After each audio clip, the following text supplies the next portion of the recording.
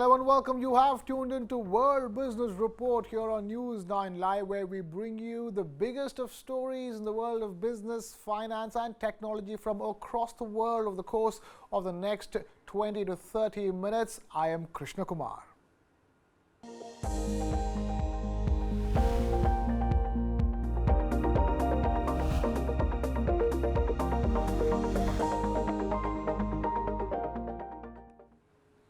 We begin with Intuitive Machines, a Texas-based company in the US which is preparing to achieve what was once the domain of national space agencies, landing on the moon. Intuitive Machines, headquartered in Houston, Texas, is set to guide its spacecraft Odysseus to a gentle touchdown near the lunar South Pole, or the South Pole of the moon. This mission, scheduled for Thursday at 22:49 or 10:49 p.m. GMT, aims to conduct experiments for NASA, the National Aeronautics Space Administration of the US. Intuitive Machines' CEO Steve Altimus has underscored the industry's, as in private industry's, readiness to embrace risk and its collective goal of returning to the moon after more than half a century. Now, this company plans to live stream this event with confirmation of landing expected moments after touchdown, a huge breakthrough as far as private space exploration is concerned in the US. Bear in mind, Intuitive Machines is not the only company. You have the likes of everybody from Jeff Bezos to Elon Musk actively participating in space exploration. But then, landing on the moon is something that was always the preserve of NASA in the US, and that is set to be broken, with new ground being broken by private space exploration with this new moon landing that is set for 10:49 p.m. GMT on Thursday.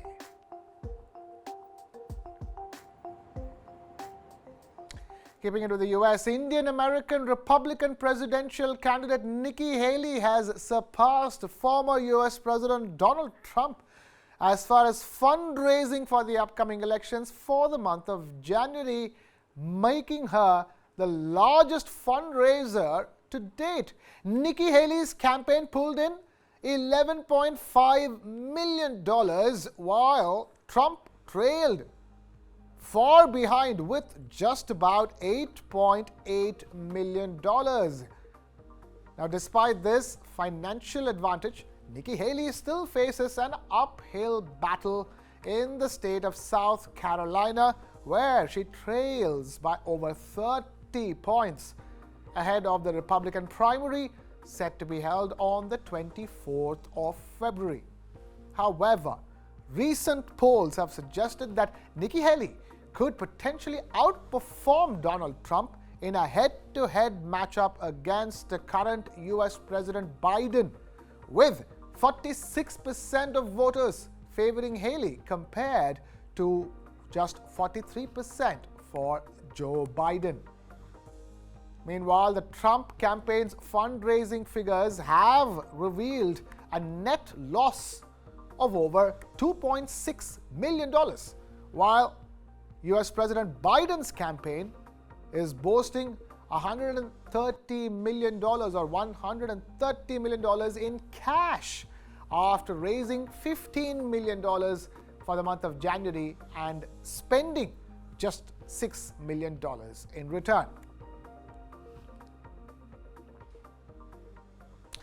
Aircraft maker Boeing announced the immediate departure of the head of its Boeing 737 MAX aircraft program, Ed Clark, after 18 years with the company. Katie Ringgold will step in as Vice President and General Manager of the Boeing 737 aircraft program at Boeing's Renton, Washington site. This move follows recent criticism from the head of the Federal Aviation Administration (FAA) of the US, which raised concerns about Boeing's safety measures amidst pressure to increase the production of these 737 aircraft. In a related development, Elizabeth L. has been appointed as Senior Vice President for BCA Quality, and she's been tasked with overseeing quality control and assurance efforts at Boeing. Bear in mind, the Boeing 737 aircraft have been through many controversies, being grounded at one point in time after several high-profile crashes, only to be brought back to the skies and have more security and safety issues being flagged after being brought back to the skies.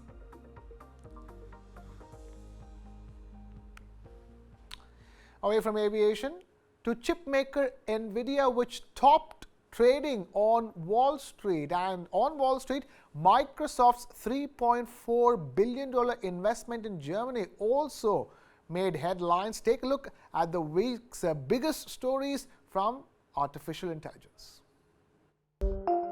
From a new darling for investors to a promise to keep elections safe, this is Generation AI.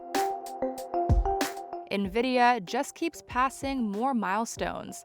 The AI chip champion is now the most traded stock on Wall Street, overtaking Tesla. It had already surpassed the automaker, Amazon, and others to become the country's third most valuable company. Microsoft will invest over $3.4 billion in Germany over the next 2 years, with a focus on AI. Company president Brad Smith said the tech giant had two goals. The first is to double the capacity of our AI and data center infrastructure in the country. And the second is to invest in an accelerated and massive expansion of our AI skilling programs here in Germany. OpenAI is now worth $80 billion or more. That's according to a report by the New York Times. It says that was the valuation put on the ChatGPT maker in a deal with U.S. venture capital firms. Facebook owner Meta Platforms is among companies vowing to prevent AI from interfering with elections. 20 big players signed the accord, including Microsoft and OpenAI. They've agreed to develop tools to help spot fake content and promise to help educate voters about the dangers. And SoftBank wants to rival Nvidia. Bloomberg says the Japanese investment giant is trying to raise up to $100 billion for a new chip venture that could be built around UK chip designer ARM, which SoftBank already controls. Keeping it with chip designers and Nvidia, which reported the fourth quarter earnings which beat analyst forecasts with adjusted earnings per share or EPS of $5.16 on revenues of over $22 billion, which surpassed Wall Street expectations of earnings per share of just $4.60 and revenues of $20.4 billion. Now, the company's results reflect a surge from the previous quarter's earnings per share of just about 88 cents and revenues of just over $6 billion. Nvidia's full year revenues for the year 2022-23 totaled $27 billion. Additionally, the company anticipates first quarter revenues of $24 billion, and that also will exceed Wall Street expectations of less than $22 billion. After the earnings report, Nvidia's shares were up over 5%. The Dow and the S&P both eked out marginal gains, while the Nasdaq shed about 0.3%.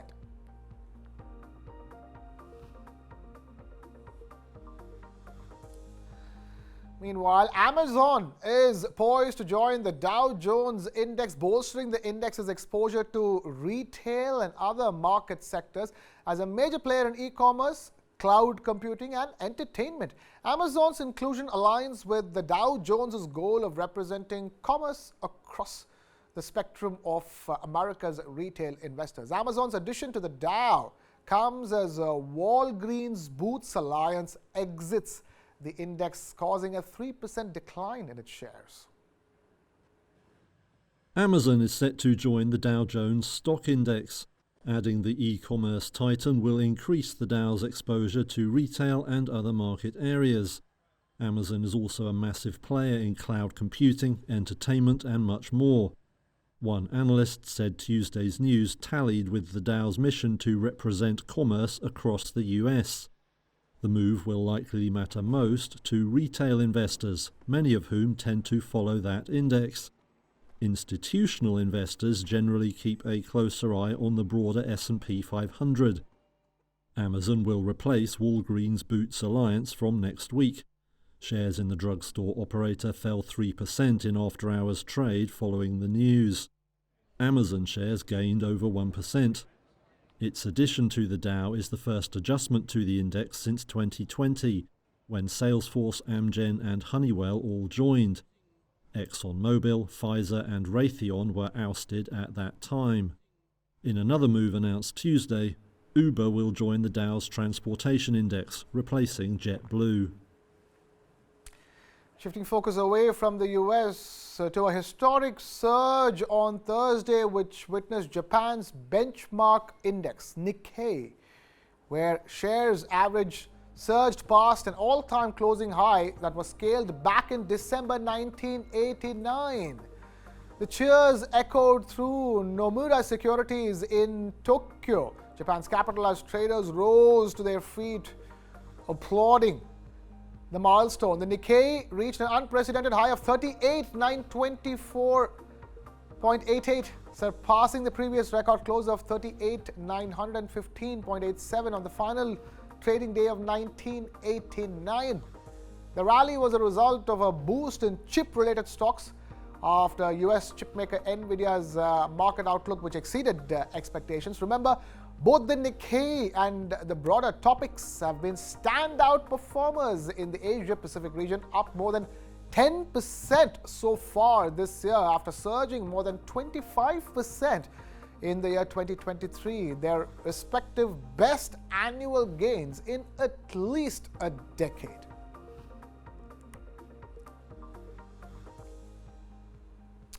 Away from that, in a bold move, social media platform Reddit is planning to sell its shares to platform users. This, according to a Wall Street Journal report which revealed an unconventional plan to offer IPO shares to 75,000 Redditors, as they're called, ahead of the social media giant's highly anticipated market debut next month.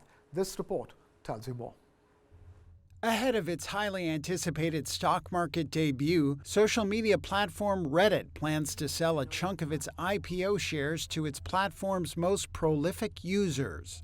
That's according to a report on Wednesday from the Wall Street Journal, which noted the plan is unusual. The report said 75,000 of its so-called Redditors will have a chance to purchase stock at its initial public offering price before it starts trading next month. That's a privilege normally reserved only for big investors. The San Francisco-based company, which was valued at about $10 billion in a funding round in 2021, declined to comment. Reuters in January reported that Reddit has drawn up detailed plans for its IPO in March. It had filed confidentially for its IPO back in December 2021. Reddit would be the first major social media company to go public since Pinterest's debut in 2019. HSBC announced a record 78% jump in full-year profits, a record high gain on interest rates, but missed forecasts as it was hit by a hefty impairment from its stake in a Chinese bank. This Reuters report tells you all about it. HSBC profits have surged to a record, hitting just over $30 billion in 2023. That was up 78% on a year ago, but still missed analyst forecasts.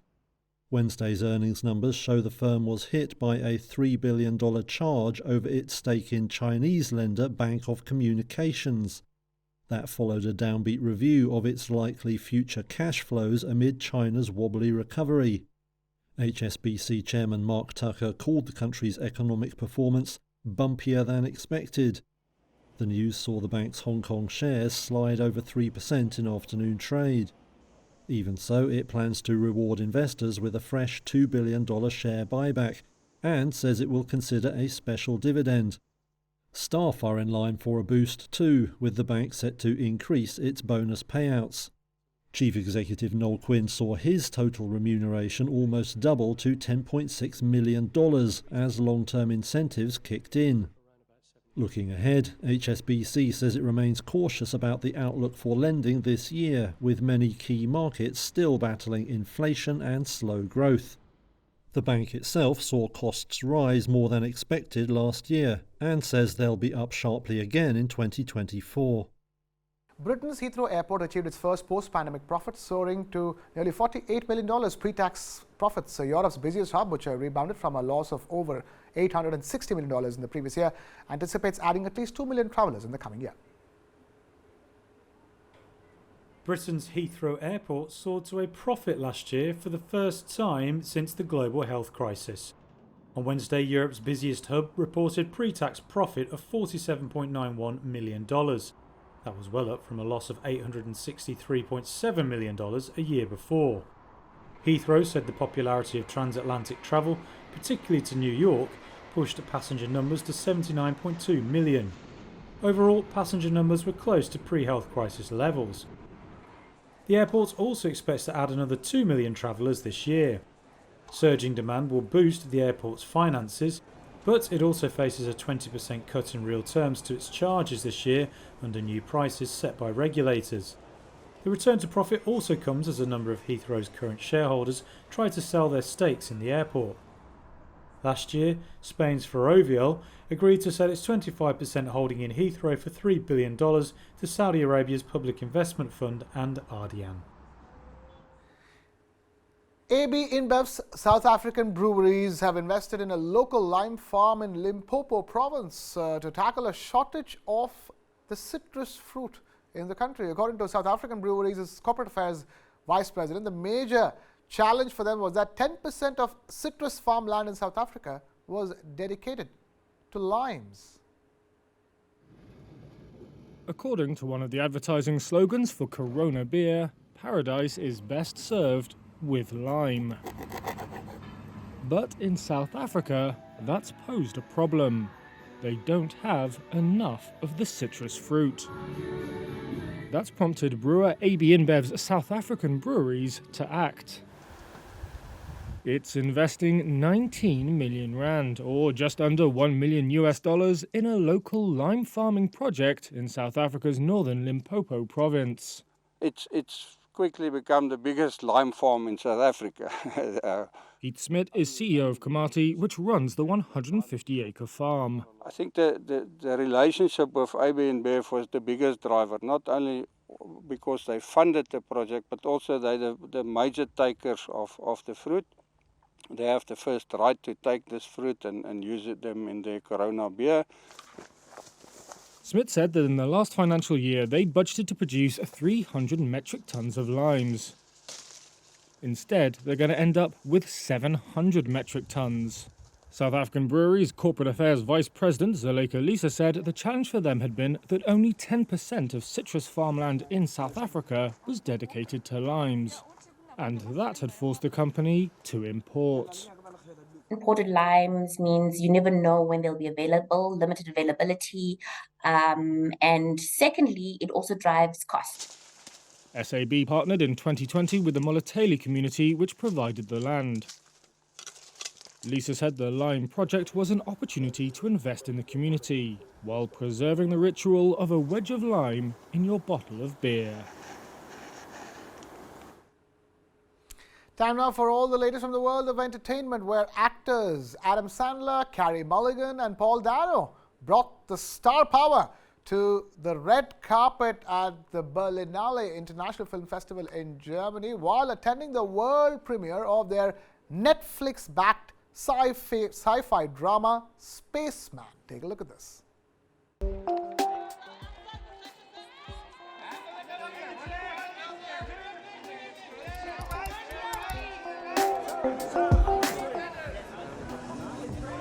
Well, I read the script and it broke my heart, and Johan trusted I could do a good enough job, so that's why I jumped in it.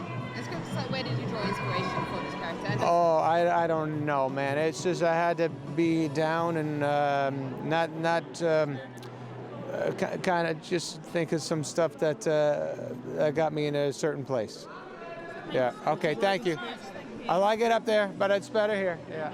I mean, it's a story that was undeniable for me because it's a very self-biographic story. It's a story about the plights and privations of self-involved, vain, narcissistic guys, and chasing your own dreams and aspirations and ambitions rather than seeing the people that are right next to you and close to you. So, and for Adam, it's like, it's a simple question. If I'm making a movie about myself, who's my dream actor to play me? It's going to be Adam, yeah. Keeping it with movies and the Berlin Film Festival, where director Martin Scorsese's career was celebrated at a gala ceremony at the Berlinale as he was honored with the Berlin Film Festival's Lifetime Achievement Award. He said that he is not looking to slow down and that he plans to keep making movies. Listen in. Looking for new horizons of cinematic expression, but most of all, he is an extraordinary storyteller.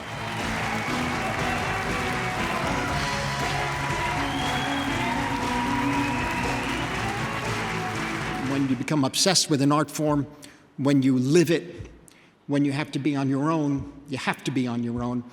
That's the lonely part, but it's so important to remember that even though it's lonely, that you're part of a community, and that community of people is driven by an obsessive love with this art called cinema.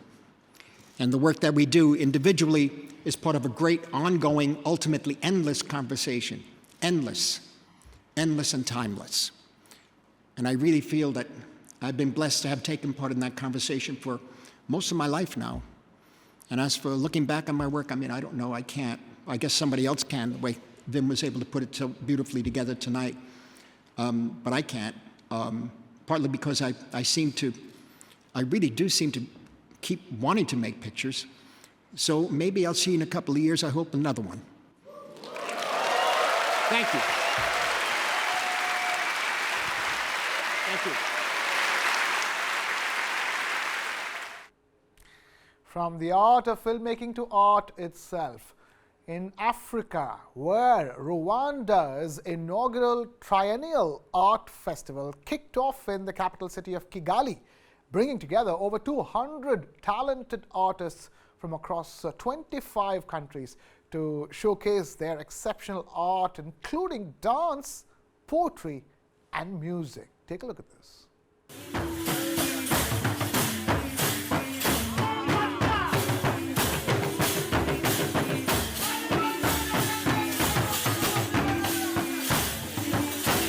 This is the first of a kind and the beginning of a great story that I'm sure going to flourish in Rwanda. What we did for the co-creation was basically to expose local artists and local talents, known, less known, and unknown totally, just to show the diversity of work that the country provides.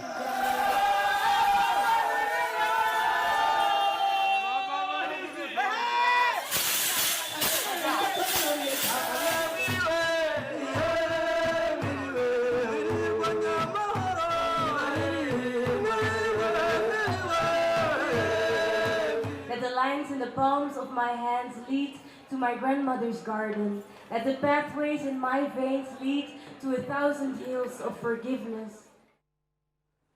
And with that, we've completely run out of time here on this edition of World Business Report. Thank you so much for watching. We'll be back with World Business Report tomorrow, same time, but keep watching News 9 Live. Until then, this is Krishna Kumar signing off.